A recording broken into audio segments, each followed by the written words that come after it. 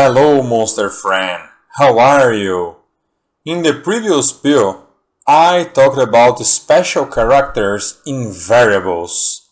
Now, I present two important patterns for writing variables in programming languages.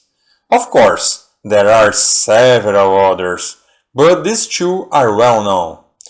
The first is the default in Python, snake case. Refers to the style of writing where each space is replaced by an underscore and the first letter of each word is written in lowercase. All lowercase and each word separated by an underscore. Does it work any other way? Yes. Is it mandatory to use the default? Not.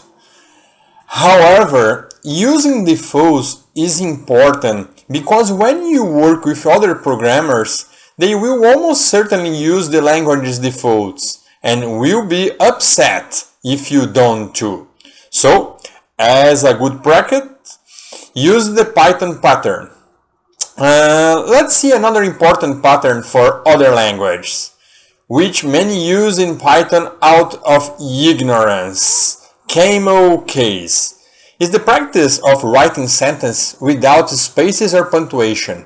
Camel case must start with the first lowercase letter and the first letter of each subsequent new word capitalized. Look at the example of this standard.